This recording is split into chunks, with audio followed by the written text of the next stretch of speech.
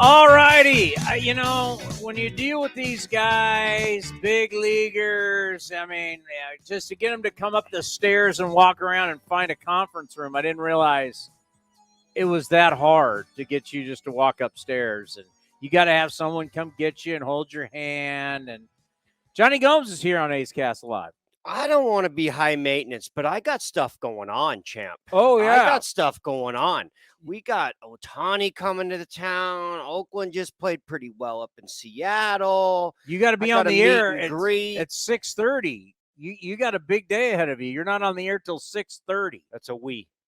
That is a we. Well, I'm on the air always. You are. You're the people's champ. How are you? Right on schedule, bud. NorCal, been up here for a while. You went home to Petaluma. I went to Petaluma, and you know where I swung by? I swung by Cal Berkeley, too, to check on that ball club over there. They got some guys over there. Well, I can't wait for them to be playing against, like, Wake Forest and Clemson and North Carolina. Get your frequent flyer miles. In the ACC. Right? Jeez. Head up to Toronto while you're there. Oh, my God. Gosh. Take a little vacay in the Bahamas. Yeah, I mean, that's what it's like when you're on the Atlantic coast. I can't even follow what's going on. More power to you for knowing all that. I mean, that would be like hot mess is what it is. That would be like back in the day, you sign with the Tampa Bay Devil Rays, and you guys are playing in the NL West. Exactly. It's like putting a team in Hawaii and then putting a team in Japan, sending one team from Japan over to the AL West. And you got to head out there once a month. But we're worried about the kids and their education. Oh, that first, right? Yeah. NIL money, too. Pretty big deal. Yeah, we're worried about their education. Yeah. How crazy is getting ready for – so, by the way, I showed everybody the notes, and I did the Angels in pink and the A's in green.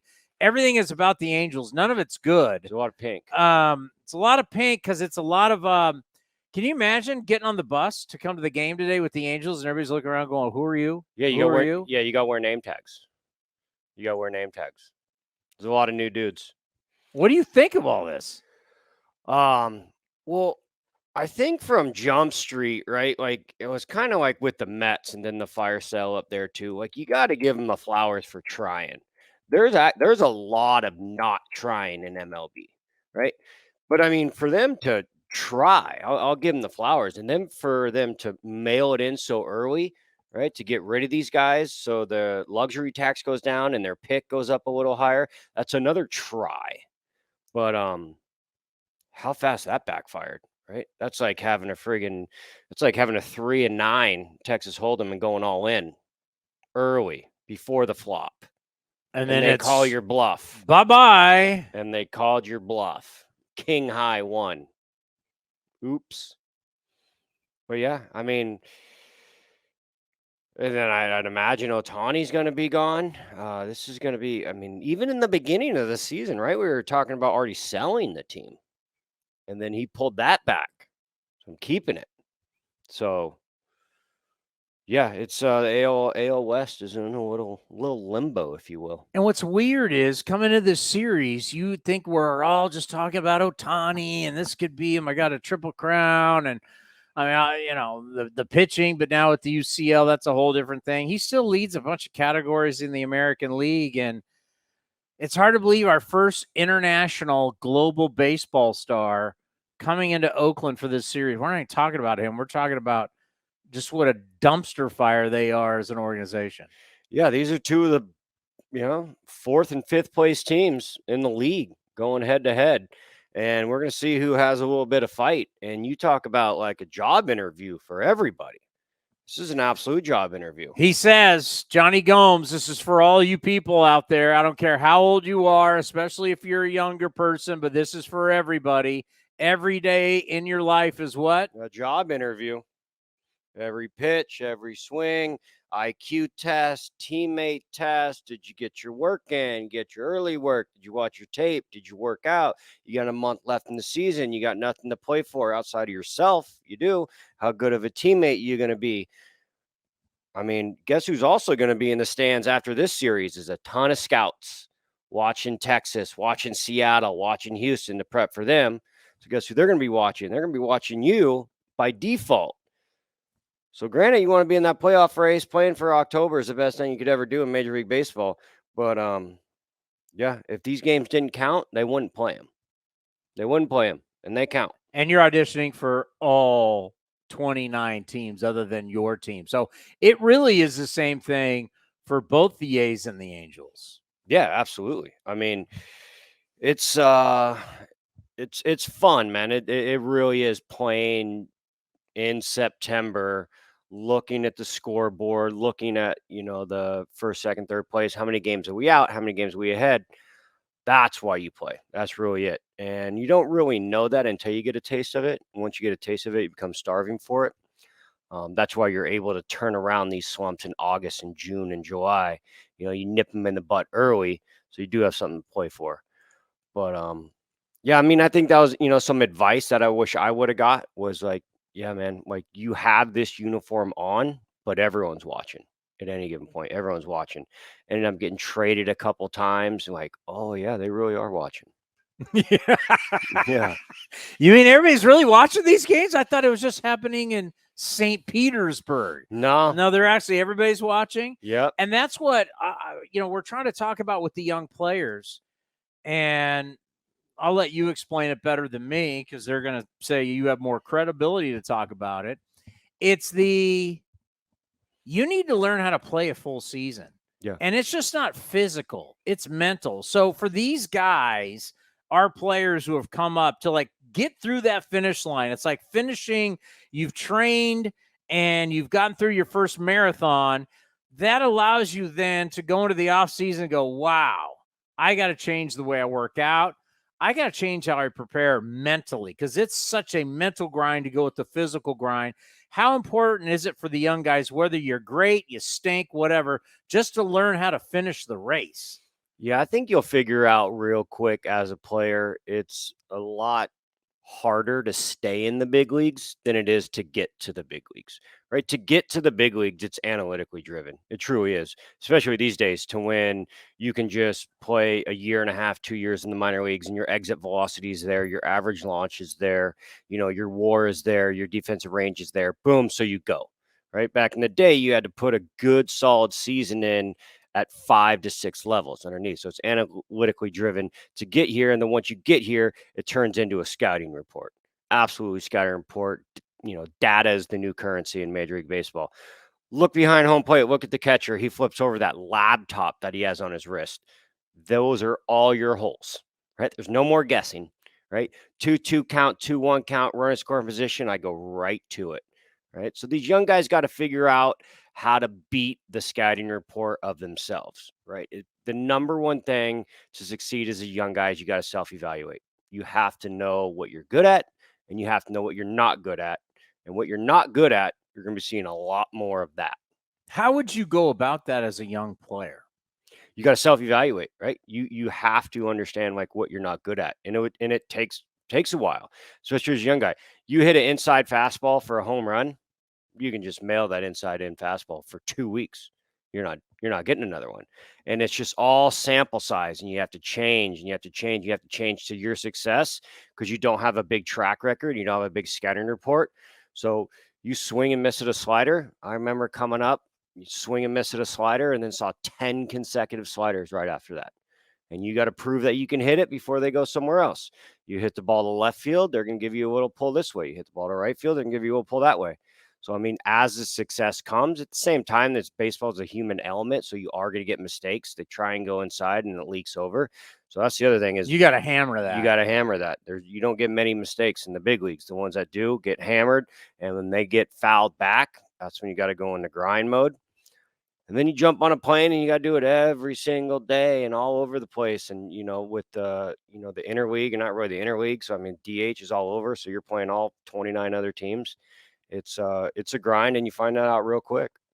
I love how you put that. You got to self-evaluate. You got to figure out because they're going to figure out what your holes are real quick. And the whole thing too, I find, especially at this time of the year where we're like, oh, it's the big leagues. There's so much bad pitching. Yeah. There is so much bad. Like I was saying, like Zach Neal is a cool story. That is a really cool story. And whether you're talking about Zach Neal or whoever, it just goes to show we need bodies. We need bodies that can throw innings and get outs. I don't care if you're 34, 24. I don't care if you throw 100. I don't care if you throw 50. I just need you whoever you are, random player, to go get me 4 or 5 innings because I wasted my bullpen months ago. Like that guy, and that's why I bring up Zach Neal, because the story's good. First win with the A's since 2016. That's a cool story, right? He was about to retire. But I'm thinking about going, I need Zach Neal and 3, 4 other guys like him hovering in AAA. I want to have my top guys, but I need 3 or 4 Zach Neals who I'm going to need throughout the year. Yeah, absolutely. And I think that's why Major League Baseball is one of the coolest sports, if not the coolest sport to watch. I mean, there's no like 30-year-old that's going to pop up in the NBA. There's no 30-year-old that's going to pop up and be a starting quarterback just out of the blue, right? So, I mean, baseball, you see that often. You do. And I think it's so great that there's these guys always can stay in the fight in the minor leagues, and you go to Japan, you go to Korea, you go to Mexico, you grind it out and you come back. Baseball players are grinders, right? And I love watching those success stories. At the same time, I love watching a young Acuna come up ready at 19 years old, right? I think our game is in a good spot, and there's always room for the success stories. To see the emotion from Neil after his start in Chicago, you don't see that interview either at other sports, right? You don't see a dude breaking down halfway through the season, emotional like in the NBA. That's just what they're cut out for. Again, why the game of baseball is best sport. But yeah, I mean, you got to have talent. You got to be deep. You're going to start season with 26. You're probably going to use 36 to 42. You got to be deep, and the clubs at the top are the deepest. Yeah, I want to ask you about Mookie and Acuna, because it's kind of flip a coin. Before we do that, anything about the A's young players that you like that has stood out? Well, I mean, there's that glaring stat of those stolen bases from Ruiz, right? And I mean, I look at Ruiz, and I broke him down the other day, and his offensive numbers are so bad, right?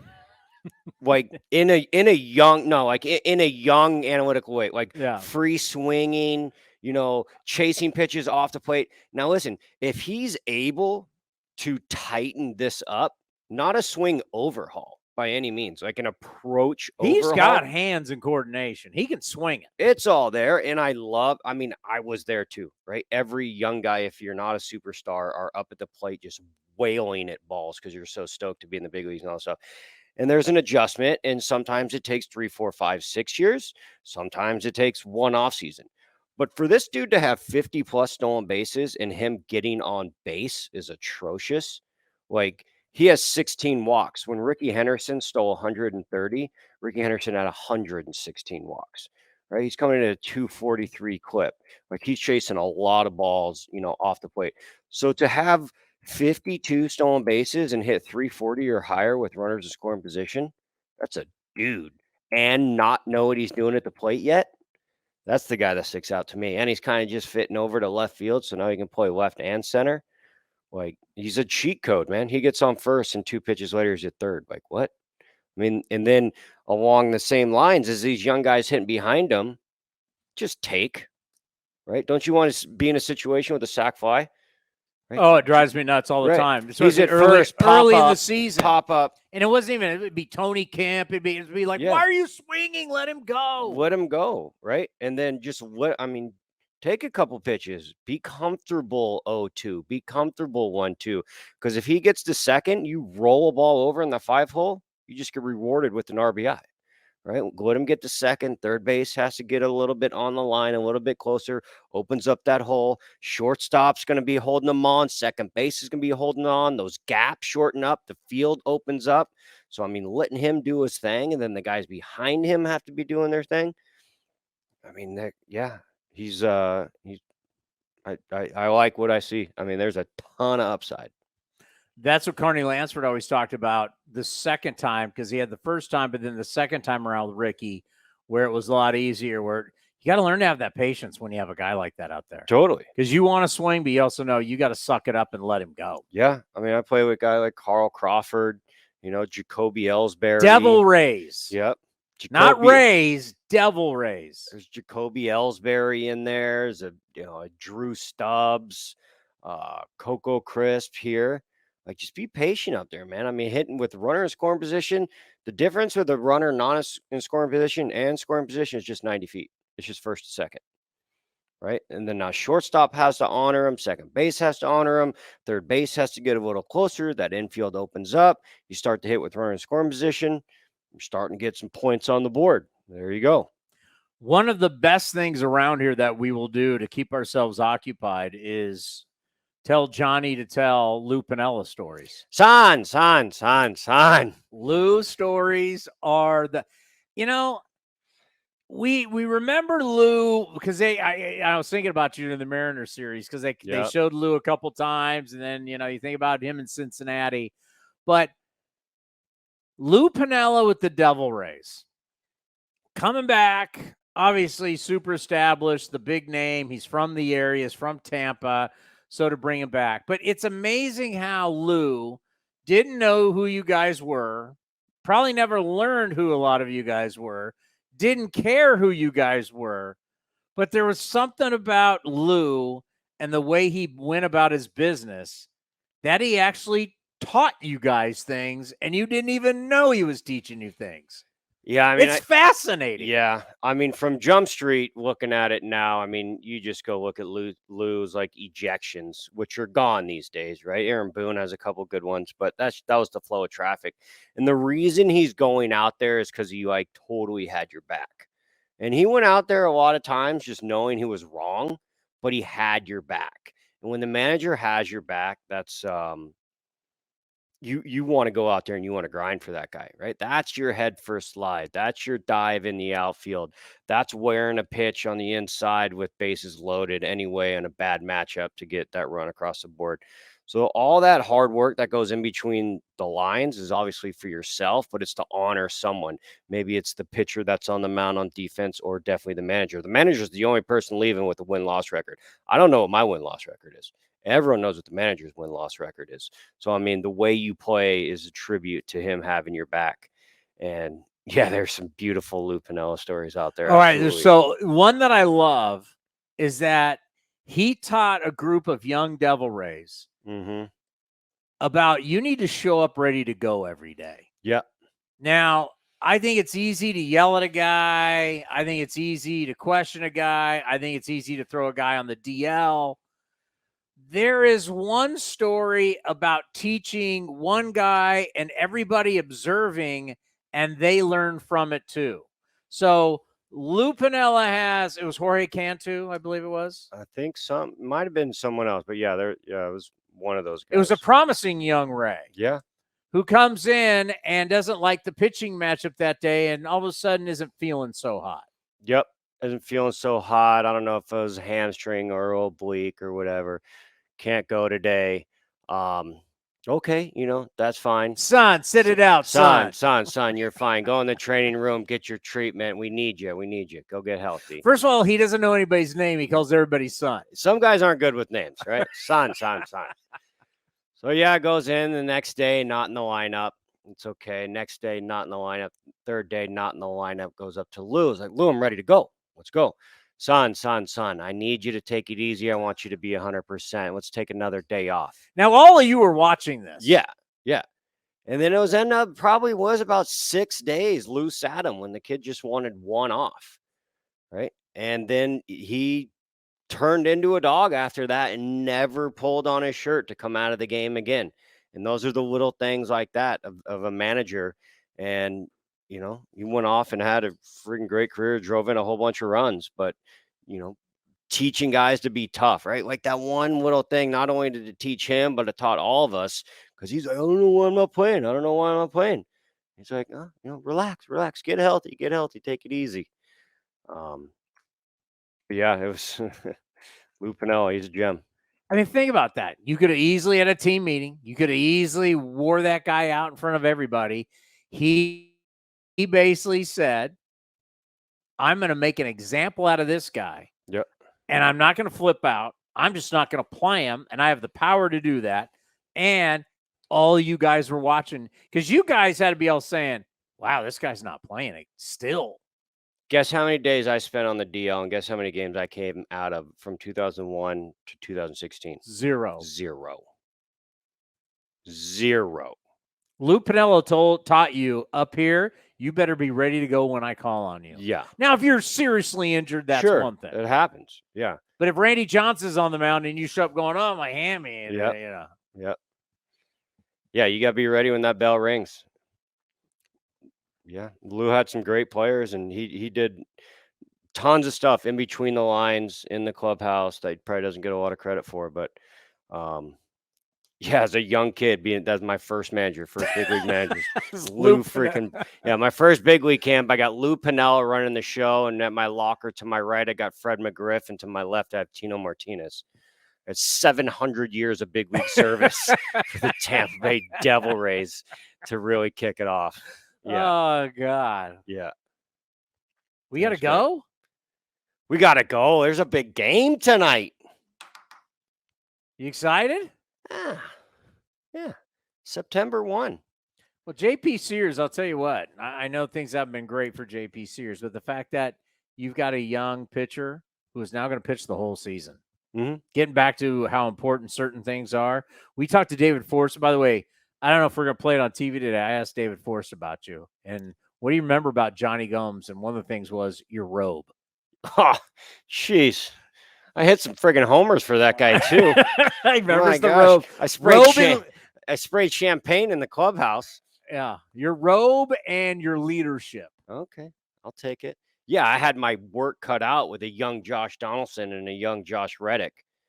That was tougher to babysit those two than my own kids. People don't remember, and people may not even know that, let's just say, they weren't the best of friends. No. But we ironed it all out, and by the end, they were. Yeah, those were two really, really interesting characters. Probably, my hardest projects, I guess. Ever? Yeah. I mean, the young guys in Tampa were just like superstars. They were good. I went to Cincy. There's a young Jay Bruce, a young Joey Votto that, almost triple crowned the league. This guy doesn't need any help. Bouncing around all over different places. I had a young Ian Desmond in Washington, a young Will Middlebrooks in Boston. But yeah, those two guys, they were tough. And they were really good and ended up winning. Josh won a championship, with Houston. He did really good. Donaldson goes and gets an MVP.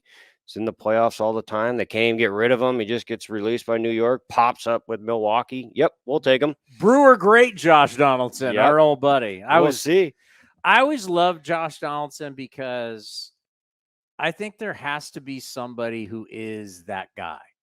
Yeah. That guy in the room, like in your group of buddies, there's always going to be that buddy that you love. He's one of the, you grew up with him. You love this guy, but he's got a little, in him. The guy's also got an MVP on his trophy. But even before that, you need somebody who brings that edge. But yeah, I mean, I tell people all the time, he was elite good in his head before he was elite good. And looking back on it, what a skill to have. Like he knew he was going to get there. He was going to get there. He comes up.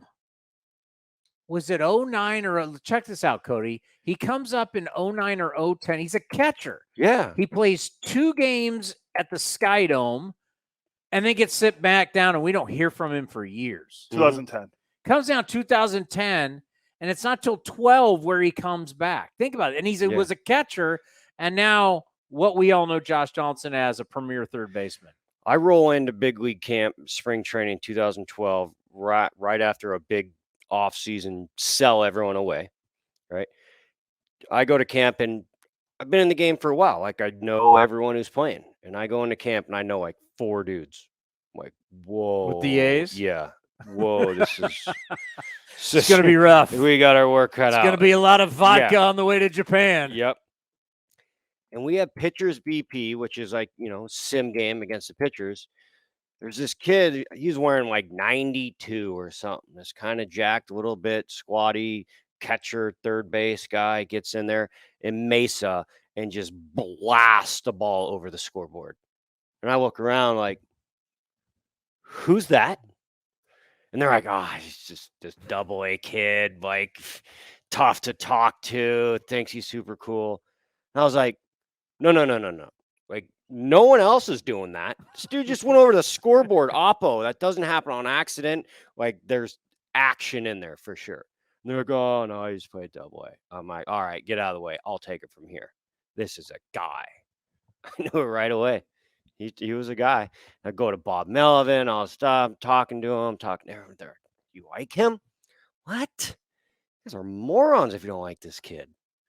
And I was pretty bummed out when he didn't make the club, and then he gets called back up.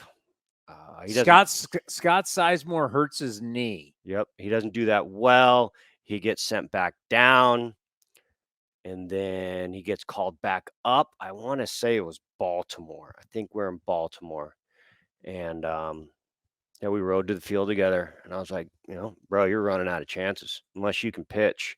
Like, this is it. It's go time. And he's like, oh, yeah. No, I got it. Yeah, I'll be fine. I'm like thinking in my head, wow, like this guy's just calm, cool, and collected hitting 200. Oh, it wasn't 200. Yeah, that was his on base. He called me. This is a just true story. Josh Donaldson's getting, so Sizemore gets hurt. Scott Sizemore gets hurt, hurts his knee taking ground balls. Josh Donaldson takes over. Josh Donaldson's hitting .084. Sure. Sent back to Sacramento. On the way back to Sacramento, he calls into my talk show. And my producer in the head goes, this guy claims he's Josh Donaldson. He's driving back to Sacramento. Because I was talking college football, and he's a big college football guy, right? He went to Auburn. So I'm like, all right. I took the phone call. JD, I talked to him for like 20 minutes live on the air as he's driving back to Sacramento. Mm-hmm. Who does that? Yeah. He's so pro. I love that kid. And then he comes back, and then the rest is history. I mean, all the way history. Most votes. What year was that? 2015 or 6? Most votes for the All-Star game. Yeah. The All-Star game. Cover of the video game. MLB The Show. Cover. And then 2014, when I came back in the trade, that team, I don't know what happened there. Yeah, what happened to that team down the stretch? But like, you guys were terrible down the stretch. Terrible. It was literally just like 1 through 9 in the lineup, just waiting for Josh to come back. And he would do something. He was literally carrying the whole ball His club. first year back, he spent more time in the A's clubhouse when the Jays came here. And after the first night, he wrote this super long text to Bob Melvin. I didn't read it, but Bob Melvin told me he wrote this, and it was apologies. It was all this kind of stuff. Brought tears to Melvin's eyes. It was like said from an ex-player. It was one of those emotional, heartfelt, well thought out, super long text to Bob Melvin from Josh Donaldson. He spent the whole 3 days hanging out in the A's clubhouse. Yeah, that guy's well loved. He's a Oakland A's history, right? He's well decorated at third base. Him and Chavi, probably two of the tops to ever do it here. Bando, Chapman, they've had pretty decent run of third base. They have. All righty. Okay. I'll see you in about an hour. Game, set, match. You gonna be ready to go? You gonna bring it? I'm driving the bus, buddy. You're driving the bus? I'm driving the bus. It's like I'm driving the boat and you're the skier. You got to follow me. So I'm just showing up in makeup and me. Looking good today? Is that's all I'm doing today? You set them up. I knock them down. All right. Okay. Gonna be that easy. You do all the reads too. I suck at those. Coming up next, it's the Mark Kotsay Show right here on A's Cast Live.